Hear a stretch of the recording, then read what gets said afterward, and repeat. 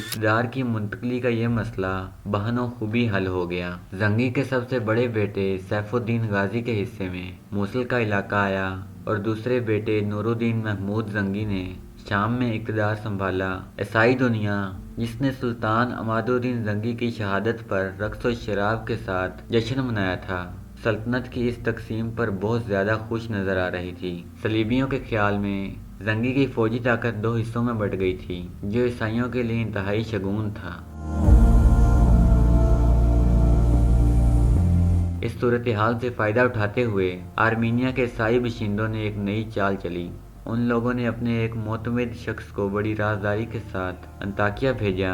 ایڈیسا کی طرح یہ بھی ایک مضبوط عیسائی ریاست تھی۔ ایڈیسا کے حکمراں جوسلن ثانی نے آرمینیا کے معزز باشندوں کی طرف سے بھیجا ہوا خط پورے انہماک کے ساتھ پڑھا، جس میں واضح طور پر لکھا گیا تھا: عظیم جوسلن ثانی کو معلوم ہونا چاہیے کہ خون خوار عماد الدین زنگی کی سلطنت دو حصوں میں تقسیم ہو چکی ہے۔ زنگی کے دونوں بیٹے باپ کی طرح جنگجو اور مرد میدان نہیں ہیں۔ مزید یہ کہ ابھی دونوں بھائی اپنے انداز میں حکومت کے انتظامات مضبوط کرنے میں مصروف ہیں۔ مقدس باپ اور بیٹے نے صلیب کی سربلندی کے لیے ہمیں ایک اور سنہری موقع فراہم کیا ہے۔ اس سے پہلے کہ زنگی حکومت میں استحکام پیدا ہو، آپ بلا تاخیر مسلمانوں سے ایڈیسا کی شکست کا انتقام لے کر اہل صلیب کے دلوں کو قرار اور عیسائیت کو سرخرو ہونے کا موقع فراہم کریں۔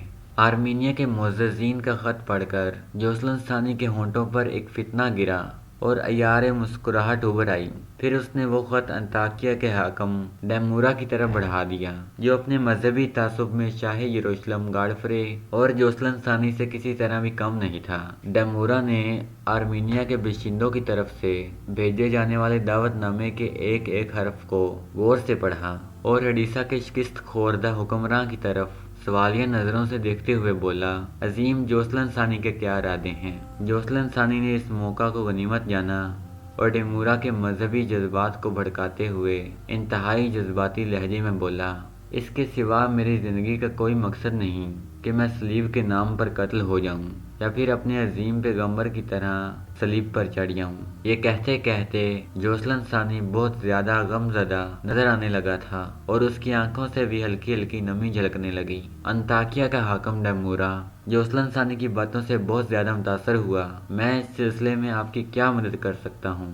شکست خوردہ جوسلن ثانی کے دل میں حکمرانی کا جذبہ بڑی شدت کے ساتھ دوبارہ کروٹیں لینے لگا تھا۔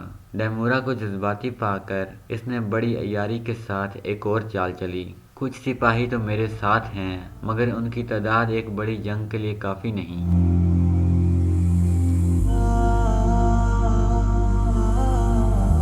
اگر حاکم انطاکیہ اپنی کچھ فوج عنایت کر دیں تو میں دوبارہ ایڈیسا کے قلعے پر صلیبی پرچم لہرا سکتا ہوں۔ کچھ مذہبی جذبات کا اشتعال اور کچھ جوسلن ثانی سحر انگیز تقریر کا اثر۔ ڈیمورا فوراً راضی ہو گیا اور پھر بڑی رازداری کے ساتھ ایڈیسا پر حملے کی منصوبہ سازی ہونے لگی۔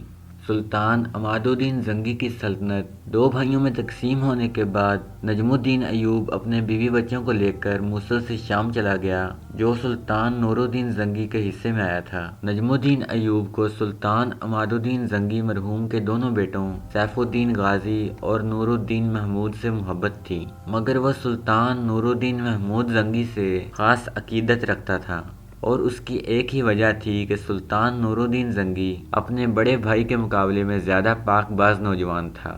سلطان نور الدین زنگی نے بھی نجم الدین ایوب کی شاندار پذیرائی کی اور اسے اپنی افواج کا سالار بنا دیا۔ اس کے ساتھ ہی سلطان نے اس وقت کے مشہور عالم ابن ارسطون کو قاضی کے عہدے پر فائز کر دیا اور انہیں یہ ذمہ داری بھی سونپ دی کہ شام کے بڑے بڑے شہروں میں درس گاہیں قائم کریں تاکہ مسلمانوں میں تعلیم عام ہو۔ ابن ارسطون کے قاضی ہونے کا سب سے بڑا فائدہ یوسف یعنی صلاح الدین کو پہنچا۔ اس وقت یوسف کی عمر 10 سال تھی۔ اگرچہ اپنے والد نجم الدین کے اصرار پر اس نے گھڑ سواری، تیر اندازی اور شمشیر زنی کی تربیت حاصل کرنی شروع کر دی تھی، لیکن حقیقتاً اس کا دل کتابوں کی طرف مائل تھا۔ وہ اپنا بیشتر وقت قاضی ابن ارسطون کی خدمت میں گزارتا تھا اور ان کی تقریریں بہت غور سے سنتا تھا۔